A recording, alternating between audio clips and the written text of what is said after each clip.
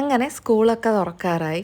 ഞങ്ങൾ ഷോപ്പിങ്ങിൻ്റെ വീഡിയോ ഒന്നും എടുത്തില്ല കേട്ടോ. കാരണം എല്ലാം പെട്ടെന്ന് എടുത്ത ഒരു പർച്ചേസായിരുന്നു.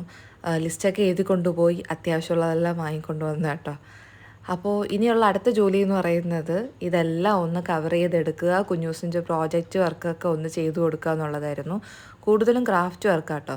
അത് വിനീതൻ്റെ കയ്യിൽ ഏൽപ്പിച്ചു. ബാക്കി ഈ ഡിസൈൻ ചെയ്യുന്നതും ബോർഡർ ലൈനും ബാക്കി എഴുതാനൊക്കെ ഉള്ളത് ഞാൻ ഏറ്റെടുത്താട്ടോ. ഇത്തവണ എഴുതാനൊന്നുമില്ല, കൂടുതലും ഈ കട്ട് ആൻഡ് പേസ്റ്റും ഇങ്ങനത്തെ ക്രാഫ്റ്റ് വർക്കൊക്കെ തന്നെയായിരുന്നു കൂടുതലും ഉണ്ടായിരുന്നത്. ഇത്തവണ അധികം സ്ട്രെയിൻ ചെയ്യാൻ നിന്നില്ല കേട്ടോ. കാരണം ഏകദേശം 4 ദിവസം കൊണ്ടാണ് ഞങ്ങൾ ഈ പ്രോജക്റ്റ് വർക്കും ബുക്സ് എല്ലാം കവർ ചെയ്തെടുത്തത് തന്നെ.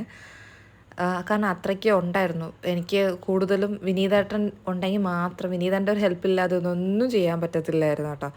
അങ്ങനെ വിനീതൻ്റെ ഫ്രീ ടൈം നോക്കിയാണ് ഞങ്ങൾ ഓരോന്നും ചെയ്തുകൊണ്ടിരുന്നത് തന്നെ.